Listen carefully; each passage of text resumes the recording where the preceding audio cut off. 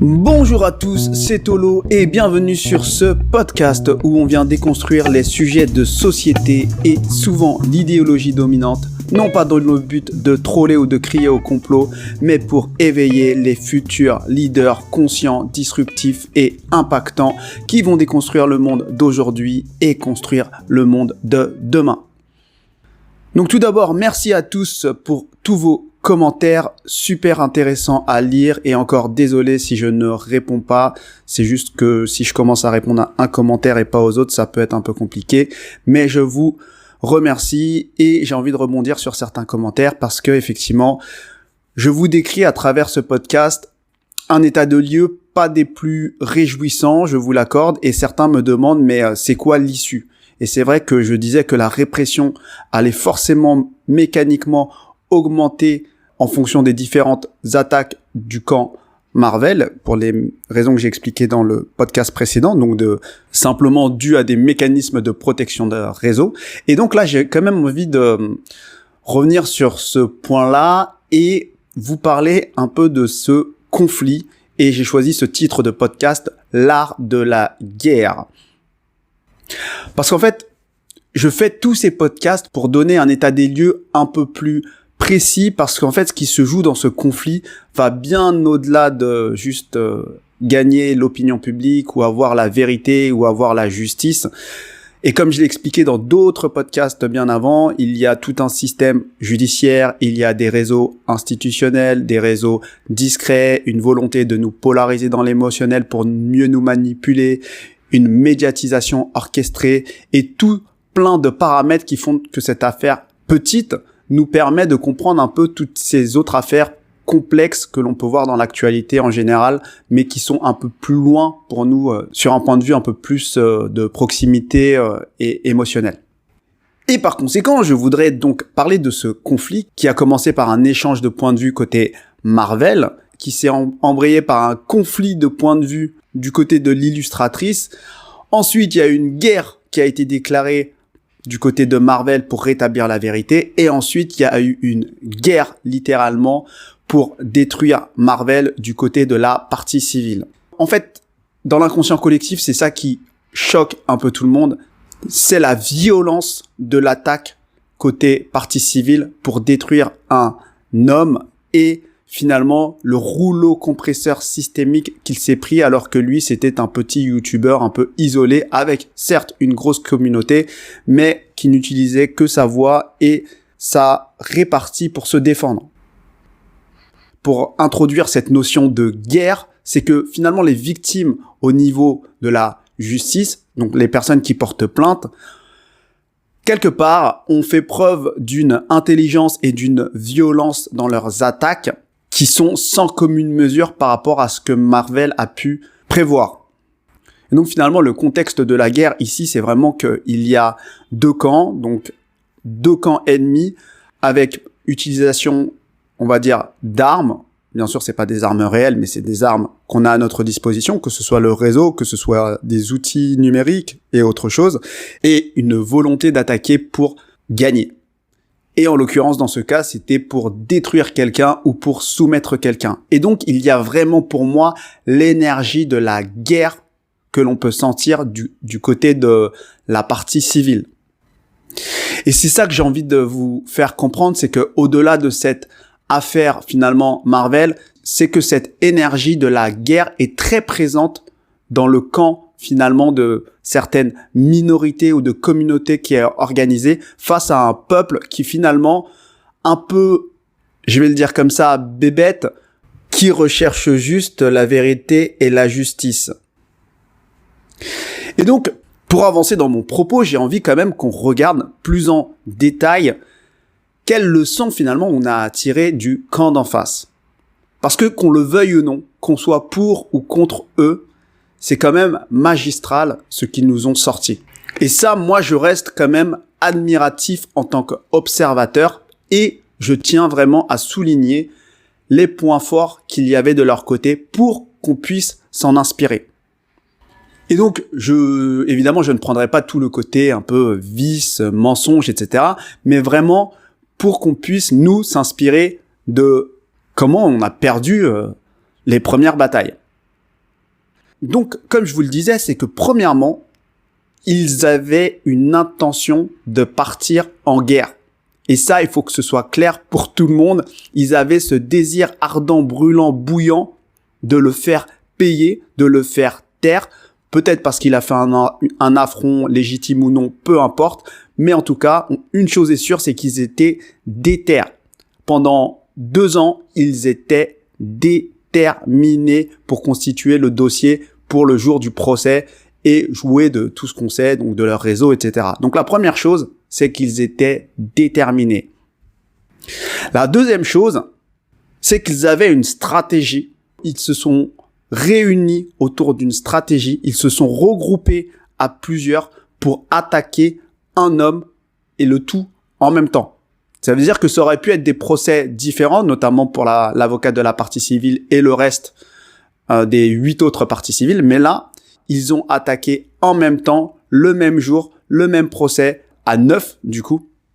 Et ils ont tous suivi la stratégie. Et ça, c'est très important. C'est d'abord avoir une stratégie et ensuite, ils ont tous suivi la stratégie qui a été, je pense, pilotée par l'avocate de la partie civile. Donc, c'est beaucoup plus simple puisqu'elle connaît le milieu, elle sait comment ça va se passer. Et donc, je pense qu'ils étaient tous à l'écoute et ils ont suivi le plan sans broncher. Ensuite, ils ont clairement utilisé leurs points forts. Ils ont utilisé des armes que Marvel n'avait pas. Comme disait l'une des parties civiles, nous avons des moyens que tu n'auras jamais. Et ça, c'est clair.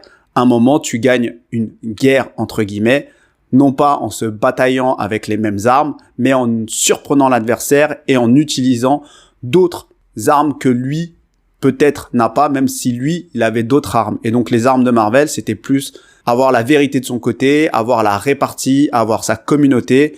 Et eux, ils ont joué sur un autre terrain, sur le terrain judiciaire, avec une personne qui connaissait le milieu, qui connaissait des gens dans le milieu. Et voilà, elle a joué de ses armes et c'est tout à son honneur. Ensuite, et ça c'est très très important, c'est que donc ils ont suivi cette stratégie et ils ont été discrets. Ça veut dire qu'ils n'ont pas fait de bruit. Contrairement à Marvel qui avait plutôt cette attitude un peu du peuple à vouloir chercher et crier la vérité haut et fort, eux, ils ont été extrêmement discrets. Ils n'ont pas abattu de cartes quand il ne le fallait pas. Et on peut leur reprocher ce qu'on veut. Ça a été extrêmement efficace puisque finalement, à un certain niveau, ils ont pu suivre tout ce que faisait Marvel sans répondre à ses provocations, tout en énervant encore plus Marvel et du coup constituer ce dossier contre lui. Et enfin, ils ont été patients. Parce qu'on répète beaucoup dans cette communauté pro-Marvel, la vérité prend l'escalier, le mensonge prend l'ascenseur. Eh ben, de leur côté, ils se disaient exactement la même chose. Ça fait 2 ans qu'ils sont sur le dossier. Donc, ils ont été extrêmement patients. Et donc, ça, c'est vraiment les qualités qu'on peut observer chez eux, en tout cas à un niveau neutre. Et ce qui est intéressant, c'est aussi de voir quelles sont finalement les erreurs classiques que fait la communauté pro-Marvel, entre guillemets, et en général, que fait le peuple, la masse, la foule, quand ils rentrent, entre guillemets, dans un combat. Parce que je pense qu'on a tous un peu cette idée mythologique du 14 juillet où juste parce que le peuple a faim et que nous sommes dans la vérité et la justice, nous allons faire la révolution, alors qu'en fait, en réalité, ça se passe pas vraiment comme ça. Et c'est pour ça que j'ai envie vraiment de faire ce podcast-là, pour vous éveiller même sur les autres combats au-delà du combat de Marvel et pourquoi à chaque fois le peuple finira toujours entre guillemets perdant parce qu'il ne s'élève pas assez, il reste un peu trop dans la masse. Donc déjà, comme je disais, c'est que le peuple, de base, il est animé par une soif de justice, une soif de vérité, et ce qui est clairement, à un certain niveau, une qualité, mais à un autre niveau, c'est clairement un défaut, parce que le peuple, finalement, n'arrive pas à se regrouper autour d'un intérêt commun supérieur, parce que d'une part, la volonté de se faire justice ou la volonté de vérité est toujours très émotionnelle, donc on est beaucoup dans cette impulsivité et dans cette non-stratégie, et d'autre part parce que c'est très finalement individualistes et il n'y a pas du tout cette notion de protection du groupe, de réseau ou même de privilège. Et donc, il n'y a pas cet intérêt supérieur. Et pour ceux qui me disent, oui, mais l'intérêt supérieur, justement, c'est la vérité, le problème, c'est que quand on est dans cette démarche de vérité et de justice uniquement, quand on est authentique avec soi-même, dans le fond, bien sûr qu'on recherche la vérité. Et ça, c'est complètement OK. Mais du coup, ce qui va s'exprimer dans la forme, c'est que chacun va avoir son moyen, sa façon de revendiquer la vérité. Et c'est bien ça le problème. C'est que je vois dans la communauté pro-Marvel qu'il y a des personnes dans cette recherche de vérité qui proclament que le meilleur moyen, c'est de faire monter la cagnotte. Il y en a d'autres, ça va être le meilleur moyen de faire monter la pétition. Il y en a d'autres, le meilleur moyen, ça va être de faire des audios comme je fais moi. D'autres, ça va être encore autre chose. Et chacun va avoir sa manière à lui. Et plus on va être dans cette recherche de vérité et d'authenticité, plus on va s'affirmer en tant que leader dans ce domaine-là et plus finalement on va attirer des personnes à nous et on va porter notre vérité. Et c'est pour ça en fait que je vois des conflits sur des histoires de t'as pas mis la cagnotte ou t'as pas fait ci ou t'as pas fait ça, parce que chacun prône sa vérité, alors que chacun a son propre rôle. Et le truc c'est que on n'a même pas besoin finalement d'avoir un ennemi pour nous diviser. On se divise nous-mêmes parce qu'on n'a pas d'intérêt supérieur. On est tous en train de chercher notre propre vérité et d'affirmer que c'est comme ça qu'il faut faire. Et c'est pas incorrect de faire ça. Je dis juste que dans les sociétés discrètes, secrètes ou autres, c'est autre chose qui les anime. C'est des privilèges, c'est des intérêts communs, c'est des intérêts supérieurs qui dépassent le groupe. Et ça, le peuple, il a un peu de mal, entre guillemets, parce qu'on est très basique. Et pour vous donner un exemple un peu plus concret, je pense que dans ceux qui m'écoutent, il y a peut-être des managers. Quand tu manages une équipe et plus ces équipes sont sur différentes strates, quand tu es en haut et que tu veux une information et que tu veux la vérité, tu ne vas pas parler à tes managers, à tes N-1. Si tu veux la vraie vérité, si tu veux les faits, tu vas parler au niveau 0 parce que eux, ils ne comprennent pas toutes les guerres d'influence et de manipulation qui se jouent au niveau des différents managers. Ils vont te donner les faits de manière brute. Et en fait, c'est ça un peu le peuple, ce qu'on est, nous, c'est qu'en fait, on est assez basique. On va chercher les faits, on va chercher la vérité. Alors que dans une organisation multiniveau comme nos sociétés d'aujourd'hui, eh bien, en fait, il se joue énormément de choses, de mécanismes d'influence, de manipulation, d'intérêts personnels, de conflits, etc. Et quelque part, il faut pouvoir dépasser ça si on veut que le groupe se dirige vers un but commun.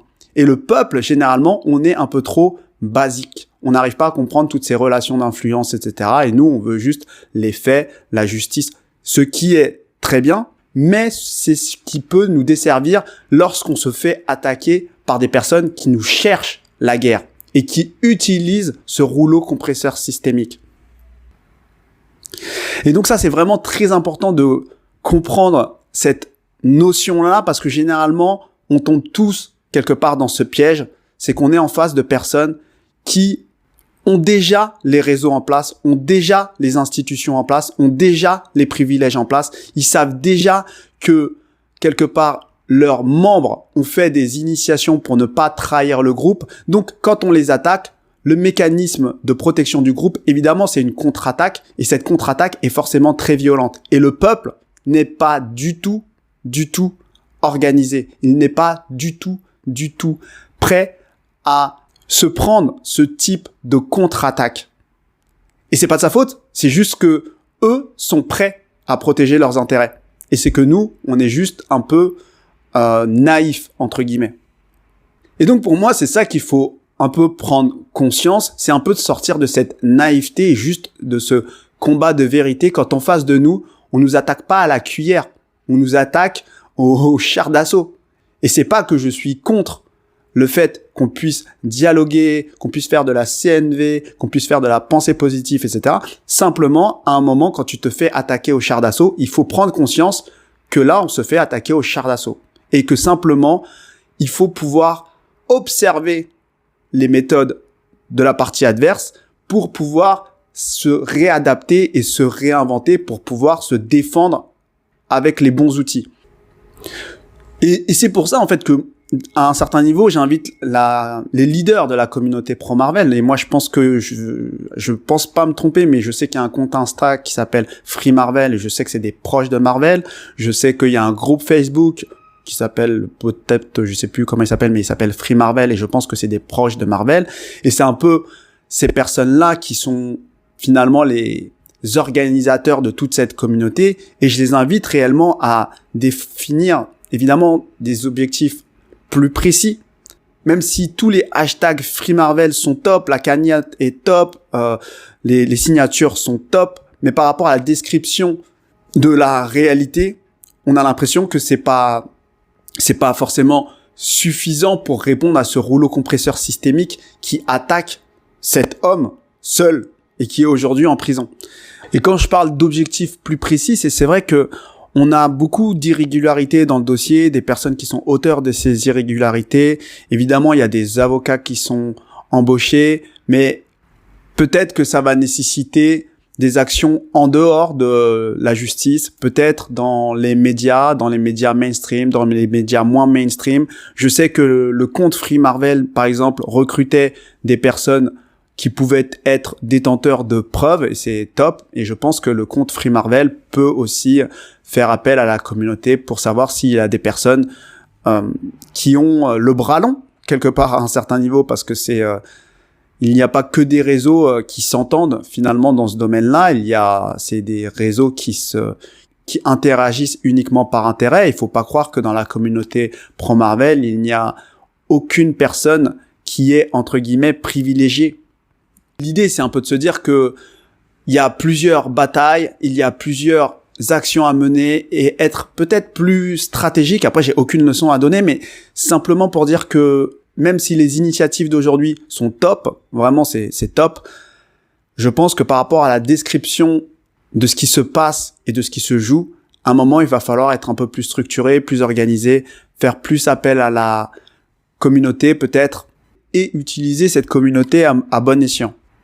Parce que face à ces réseaux et organisés et influents, à défaut d'être influents, j'ai envie de dire, soyons organisés. Donc voilà ce que j'avais envie de vous partager, c'était vraiment donner de la force à tous les proches de Marvel qui soutiennent le mouvement. Et je pense qu'il y a d'autres personnes derrière qui soutiennent. Peut-être réfléchir à des actions plus organisées, peut-être plus discrètes, peut-être faire appel à tous les talents qu'il y a dans cette communauté et pouvoir se servir de ces talents, ou peut-être dans ce réseau, peut-être qu'il y a des avocats, peut-être qu'il y a des juristes, peut-être qu'il y a des personnes dans les médias, que ce soit papier ou audiovisuel, peut-être qu'il y a des personnes qui maîtrisent la création de médias pour faire du contenu encore plus de qualité, même s'il y a déjà beaucoup d'influenceurs qui ont fait des contenus vraiment top. Mais il faut qu'on sorte de cette émotion, de ce choc. Il faut qu'on soit intelligent, organisé, discret, efficace et qu'on suive un plan. Moi, je ne suis pas forcément, ce n'est pas uniquement la cause que je défends, la cause pro Marvel. Donc, vraiment, je pense que c'est aux proches de Marvel de prendre ces initiatives et je pense qu'il y a beaucoup de monde derrière. La pire chose qui puisse arriver, c'est que l'énergie finalement retombe et que chacun revienne à sa vie de tous les jours alors que l'injustice est toujours là. Donc voilà ce que j'avais envie de vous partager aujourd'hui. J'espère que ça donne un peu plus, entre guillemets, d'espoir que mes autres podcasts qui sont un peu plus, du coup, dans la description un peu dure de la réalité.